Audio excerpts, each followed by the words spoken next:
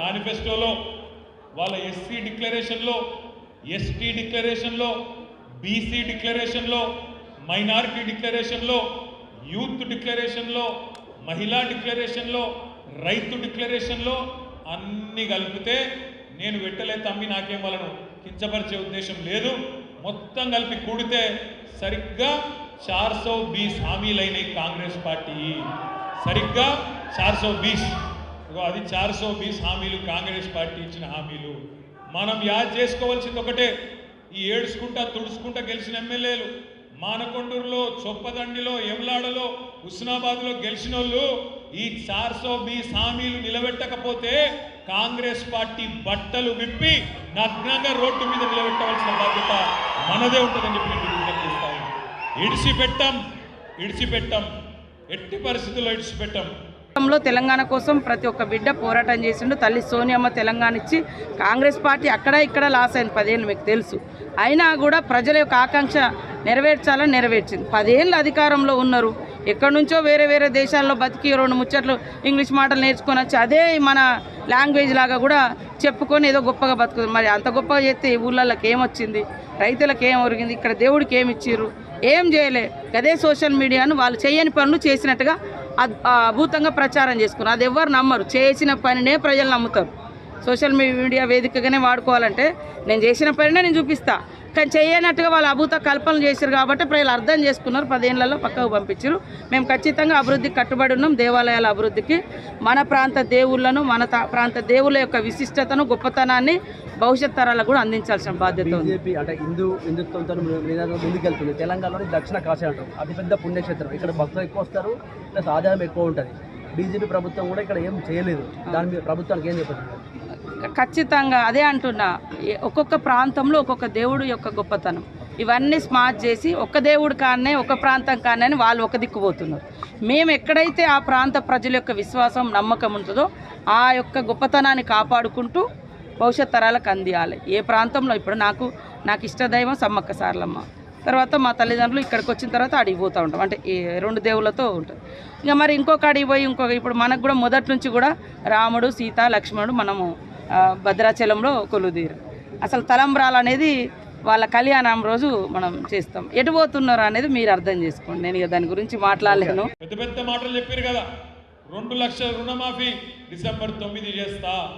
అక్క నువ్వు బిల్లు కట్టకు సోనియమ్మ కడుతుంది జనవరి నుంచి అన్నాడు.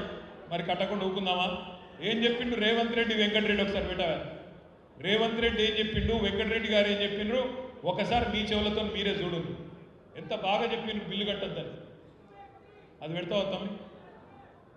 మా అక్కలకు కరెంటు బిల్లు నుంచి విముక్తి కలిగేందుకే వచ్చే నెల బిల్లు కట్టక 200 యూనిట్లు ఉచితంగా మీ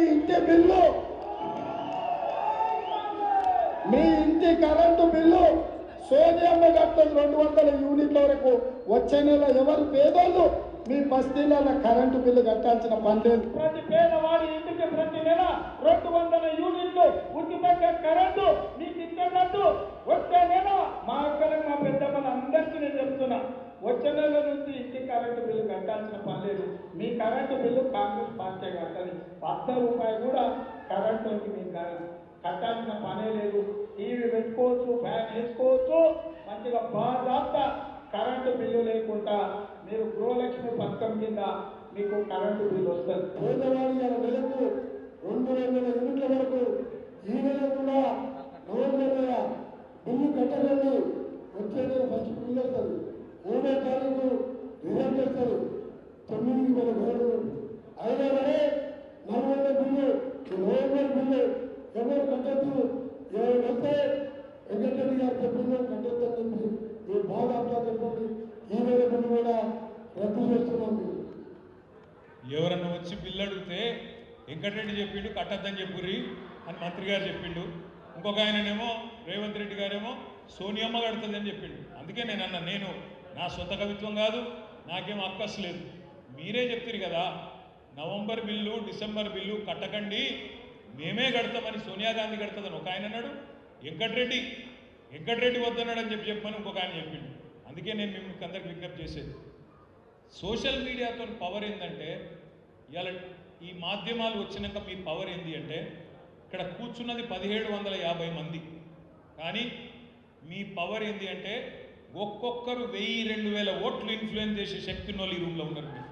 అంటే ఈ మాట ఎందుకు చెప్తున్నా అంటే 1969లో తెలంగాణ మొదటి దశ ఉద్యమం జరిగిన నాడు, ఆనాడు ఊర్లలో పేపర్లు లేవు. ఇవాళ పేపర్ రేపు లేదా ఎల్లుండి వచ్చేది, బస్సు ఎప్పుడు వస్తే అప్పుడు వచ్చేది. ఒక్క ఆల్ ఇండియా రేడియో ఉంటుండే, అది కూడా గవర్నమెంట్ కంట్రోల్లో ఉండే రేడియో. వానికి బుద్ధి పుడితే వారు తెయ్యాలి, లేకపోతే యేసుడు లేదు. అయినా తెలంగాణ ఉద్యమం దావానలంలాగా ఎవరన్నా అంటిస్తే అంటుకున్నట్టు మొత్తం ఊరూరికి అంటుకున్నది. ఎట్లా? ఒకరికొకరు చెప్పుకున్నారు, ఒకరికొకరు చెవులలో చెప్పుకొని బిడ్డ తెలంగాణ వస్తేనే మనకు న్యాయం అవుతుంది, మనకు లాభం జరుగుతుంది, మనకు మరి తెలంగాణ వస్తేనే ఇన్సాఫ్ దొరుకుతుంది అని ఆనాడు ఒకరికొకరు చెప్పుకొని ఏ మీడియా లేదు, ఎలక్ట్రానిక్ మీడియా లేదు, ప్రింట్ మీడియా లేదు, సోషల్ మీడియా లేని రోజుల్లో కూడా ఉద్యమాన్ని ఆ రోజు ఇంటింటికి అంటించారు, ఒక దీపంతో ఇంకో దీపాన్ని వెలిగించినట్టు. ఆ తర్వాత మెల్లగా పేపర్లు పెరిగినాయి, తర్వాత ఎలక్ట్రానిక్ మీడియా వచ్చింది, 24 గంటలు చూపెట్టే టీవీలు వచ్చినాయి. కానీ ఇవాళ వాటన్నిటిని తలదన్నేది సోషల్ మీడియా. ఇంతకుముందు వినోదన్న చెప్పిండు, ఆ 5 అస్త్రాలు యూట్యూబ్, ఇన్స్టాగ్రామ్, ట్విట్టర్, వాట్సాప్, అదేవిధంగా ఫేస్బుక్, ఈ 5 అస్త్రాలతోనే వీటిని పదునుగా వాడి ఉన్నది లేనట్టు లేనిది ఉన్నట్టు చేసి, పెద్దలు చెప్తారు నిజం కడప దాటే లోపల అబద్ధం ఊరంతా తిరిగి వస్తుందని చెప్తారు. ఒక్క అబద్ధాన్ని 100 సార్లు చెప్తే నిజమవుతుంది అంటారు. ఒక్క అబద్ధం 100 అబద్ధాలు చెప్పైనా లగ్గం చేయాలి అంటారు. అన్నీ నమ్ముకొనే మోడీ గారు ప్రధానమంత్రి అయిండు, రేవంత్ రెడ్డి గారు ముఖ్యమంత్రి అయిండు. ఎట్లనా మీరు చూడండి వాళ్ళ హామీలు, వాళ్ళ మాటలు. నిజంగా చెప్పాలంటే పాపం కాంగ్రెస్ వాళ్ళు కూడా కలలు కూడా అనుకోలేదు. అందుకే వాళ్ళ అధికారంలోకి వస్తాము, ఇవన్నీ నిలబెట్టుకోవాల్సి వస్తుంది అని వాళ్ళు కూడా అనుకోలేదు. నోటికి ఎంత వస్తుందో చెప్పుకుంటా పోయి, బస్సు ఫ్రీ, బంగారం ఫ్రీ, ఇది ఫ్రీ, అది ఫ్రీ, నువ్వు ఏది పడితే అది ఫ్రీ అనుకుంటా ఒర్లుకుంటా పోయినరు. వాళ్ళు కూడా అనుకోలే మనం లెక్క కడతాం, 420 హామీలు దొరకబడతాం అనుకోలేదు. అందుకే నేను అనేది మీతో ఒకసారి ఆ ఓట్ల స్లైడ్ పెట్టమను. ఆ ఓట్లది చూడండి ఒక్కసారి మీరు, ఏం జరుగుతుంది కరీంనగర్ లోక్సభలో రేపటి రోజున ఆ ఓట్లలో అంటే, తప్పకుండా మొన్న కాంగ్రెస్కు ఓటేసిన వాళ్ళల్లో చాలామంది ఇప్పటికే పశ్చాత్తాపడుతున్నారు, బాధపడుతున్నారు. ఊళ్ళల్లో రైతులు బాధపడుతున్నారు. ఇదేమిరా నాయన, కేసీఆర్ ఉన్నప్పుడు వారం రోజులలో 10 రోజులలో రైతు బంధు వస్తుండే, ఇదేం గుంపు మేస్త్రి పాలనరా నాయన, ఇప్పటివరకు రైతు బంధు దిక్కులేదు.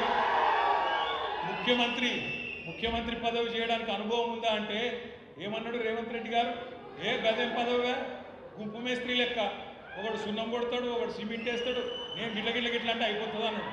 అదే టూత్ పాలిష్ లెక్క ఏమున్నది అన్నాడు. అందుకే అనుభవం లేదు కాబట్టి, అనుభవం ఉన్న కేసీఆర్ గారు ఏం చేసిండు, పైసా కూడబెట్టి 7,500 కోట్లు జమ చేసి 70 లక్షల మంది రైతులకు వారం రోజుల్లో వాళ్ళ ఖాతాల్లో టింగు మనం అడుకుంటా వారం రోజులలో రైతు బంద్ చేసిన నాయకుడు కేసీఆర్ గారు. గుంపు మేస్త్రి గారు పాపం డిసెంబర్ 3 ముఖ్యమంత్రి అయింది. అయినాక ఈ రోజు వరకు రైతు బంధు ఎయ్యానా తెలుస్తలేదు, వద్దా తెలుస్తలేదు. కానీ విదేశాలకు పోయి మాత్రం పచ్చి అబద్ధాలు చెప్తాను. నేను రైతు భరోసా చాలు చేసినా, అది రైతు భరోసా అంటే దాని పేరు మొన్న చెప్తాను దావోస్లో, పచ్చి అబద్ధం. రైతు భరోసా చాలా అయ్యిందా? రైతు భరోసా అంటే 15,000 వేయాలి కదా, మరి ఒక పంటకు 7,500 వేయాలి కదా ఒక కాలానికి, వేసిండా? మరి రైతు భరోసా అని చెప్పి రైతు బంధు పేరు మార్చి ఇవాళ డూప్లికేట్ మాటలు మాట్లాడుతాడు గుంపు మేస్త్రి గారు దావోస్లో.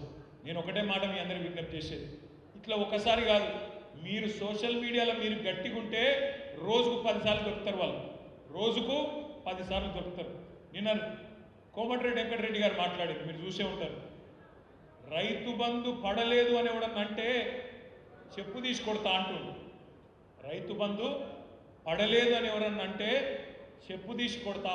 ఇది మన గౌరవ మంత్రివర్యులు కోమటిరెడ్డి వెంకటరెడ్డి గారి మాట. సరే పెట్టవా అన్నవాడు నువ్వు చెప్తూ ఉండండి. రైతు బంధు ఎంతలేదు రేవంత్ రెడ్డి, రేవంత్ రెడ్డి గారు ఏమైనా చెప్పు తీసుకో కొట్టే మళ్ళా మాట్లాడి, ఆయననేమో కాంగ్రెస్ మంత్రి, ఈయననేమో కాంగ్రెస్ ప్రచార కమిటీ అధ్యక్షుడు మల్లన్న. ఇద్దరు కూడా ఏమంటారు, చెప్పు తీసి కొడతాము, చెప్పు తీసి కొడతాము రైతు బంధు పడలేదంటే అంటున్నాను. ఇవాళ నేను రాష్ట్రంలో ఉన్న 70 లక్షల మంది రైతులను అడుగుతున్నా, ఎవరెవరికైతే రైతు బంధు పడలేదో వాళ్ళని ఆలోచించమని అడుగుతున్నా. వీళ్ళని ఏ చెప్పుతోని కొట్టాలి రైతు బంధు ఏ వాళ్ళని ఆలోచించమని అడుగుతున్నా. చెప్పుతోని కొడతారా, ఓటుతోని కొడతారా మీ ఇష్టం. చెప్పుతోని కొడతారా, ఓటుతోని కొడతారా ఈ ప్రభుత్వాన్ని మీ ఇష్టం. కేసీఆర్ ఉన్నప్పుడు వారం రోజులు వేసిండెట్లా, వీళ్ళకు 2-3 నెలలైనా ఎందుకు వేయలేదు ఆలోచించమని చెప్పి నేను కోరుతున్నా. రైతులు ఆల్రెడీ మంట మీద ఉన్నారు. క్వింటాల్కి 500 బోనస్ అన్నాడు, ఇచ్చిండా? రేపు ఇస్తాడా ఏప్రిల్లో? ఇవ్వకపోతే రైతులు ఊకుంటారా? సీరి సింత గట్టరు. 500 బోనస్ క్వింటాల్కు, మర్చిపోవద్దు తమ్ముళ్ళు, 500 బోనస్ ఇచ్చి తీరాలి. ఇవ్వకపోతే వాళ్ళ తరపున మనమే గర్జించాలి, మనమే యాద్ చేయాలి. 2 లక్షల రుణమాఫీ అన్నాడు డిసెంబర్ 9 నాడు, సోనియమ్మ జన్మదినం. 2 లక్షల రుణమాఫీ. రైతులు మీరు పోయి ఉరుకురికి తెచ్చుకోండి. ఇప్పటిదాకా తీసుకొని వాళ్ళు ఉంటే డిసెంబర్ 8 దాకా ఓన్రి పోయి తెచ్చుకోండి, నేను సంతకం పెడతా అన్నాడు. డిసెంబర్ 9 పోయింది, జనవరి 9 పోయింది, ఫిబ్రవరి 9 వస్తుంది. చేస్తాడా? చేయడు, చేయ శాత కాదు. ఎందుకంటే గుంపు మేస్త్రి గారికి ఇదివరకు పనిచేసిన తెలివి లేదు. ఏదో ప్రతిపక్షంలో ఉన్నప్పుడు డైలాగులు కొట్టుకుంటూ అవతల పడ్డాడు. నోటికి ఎంత వస్తా తొర్రుకుంటా, కేసీఆర్ మీద బూతు పురాణం ప్రయోగించుకుంటా ఒర్రుకుంటా తిరిగిండు, ఒర్రుపోతాడు తప్ప ఆయనకి ఏం తెలియదు. తెలియకేదో మాట్లాడిండు, ఫసాయించిండు. ఇలా కింద మీద పడతాడు. అందుకే నేను అంటున్నా, 2 లక్షల రుణమాఫీ చేయనందుకు, రైతు భరోసా చాలు చేయనందుకు, రైతు భరోసా చాలు చేయకపోగా ఉన్న రైతు బంధు వేయనందుకు, తెలంగాణ రైతన్నలు రైతు బంధు అడిగితే చెప్పుతోని కొట్టమన్నందుకు రేపు ఓటుతో కొడతారు కరీంనగర్ లోక్సభలో కూడా కాంగ్రెస్ పార్టీని అనే మాటను మీకు విజ్ఞప్తిస్తాను.